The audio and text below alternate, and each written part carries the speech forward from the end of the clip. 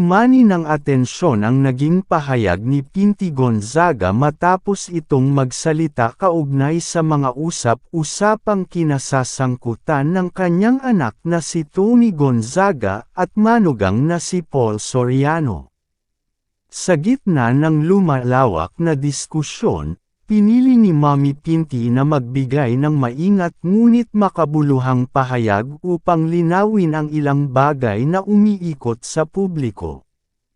Ayon sa kanya, bilang isang ina, natural lamang na maging protektibo siya sa kanyang anak, lalo na kung may mga balitang maaaring makaapekto sa emosyonal at personal na kalagayan nito.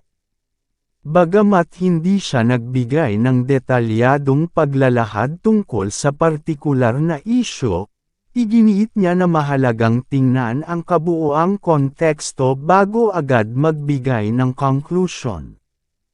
Aniya, maraming pagkakataon na ang mga sitwasyon sa loob ng pamilya ay mas komplikado kaysa sa kung paano ito inilalarawan sa labas. Binigyang diin din niya na ang anumang hindi pagkakaunawaan o pagsubok sa loob ng isang pagsasama ay hindi agad nangangahulugan ng mas malalim na problema. Ayon kay Mommy Pinti, ang buhay mag-asawa ay may mga yugto ng pagsubok na nangangailangan ng pribadong pag-uusap, pag-unawa, at pagtutulungan. Dagdag pa niya, hindi lahat ng naririnig o nababasa ay sumasalamin sa buong katotohanan. May mga detalye umano na mas mainam na manatili sa loob ng pamilya upang mapanatili ang respeto at dignidad ng lahat ng sangkot. Sa kabila ng mga lumulutang na haka-haka, ipinahayag ni Mommy Pinti ang kanyang patuloy na pananalig na ang anumang pinagdaraanan ng mag-asawa ay malalampasan sa maayos na paraan. Naniniwala siya na mahalaga ang komunikasyon at pagrespeto sa isa't isa upang mapanatili ang katatagan ng relasyon. Hindi rin niya itinanggi na bilang ina, masakit para sa kanya na makarinig ng mga balitang may kinalaman sa kanyang anak. Gayunpaman, pinili umano niyang manatiling kalmado at magtiwala sa kakayahan nina Tony at Paul na ayusin ang anumang hamon na kanilang kinakaharap. May mga tagamasid na nagsasabing ang pahayag ni Mommy Pinti ay sumasalamin sa balanseng pananaw, hindi nagtatanggol ng walang basehan, ngunit hindi rin agad kumukondena. Sa kasalukuyan, nananatiling pribado ang buong detalye ng isyu. Wala pa ring inilalabas na opisyal na paglilinaw mula sa mag-asawa hinggil sa mga usap-usapan.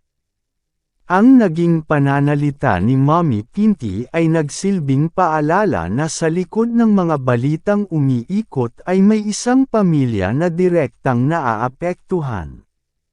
Sa huli, ang tunay na kalagayan ng kanilang pagsasama ay sila lamang ang ganap na nakaalam, at ang anumang pagharap sa hamon ay nakasalalay sa kanilang sariling desisyon at pag-uusap bilang mag-asawa.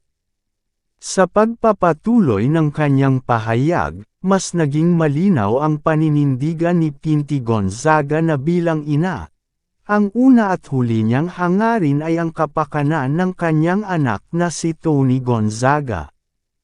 Ayon sa kanya, maraming bagay ang maaaring lumabas sa publiko na hindi kumpleto ang detalye, at may mga pagkakataong ang isang sitwasyon ay nabibigyan ng ibang kahulugan kapag hindi naririnig ang magkabilang panig.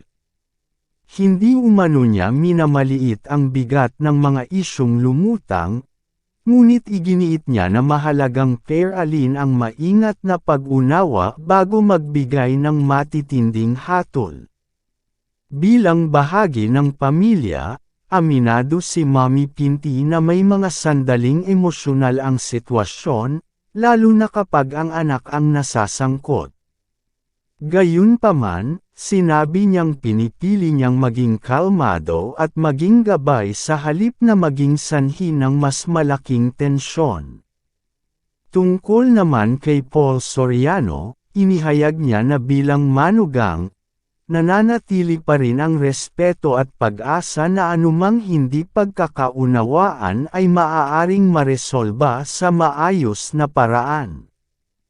Ayon sa kanya, ang isang relasyon ay hindi nasusukat sa isang isyu lamang kundi sa kabuuan ng pinagsamahan at sa kakayahang ayusin ang anumang hindi pagkakasundo.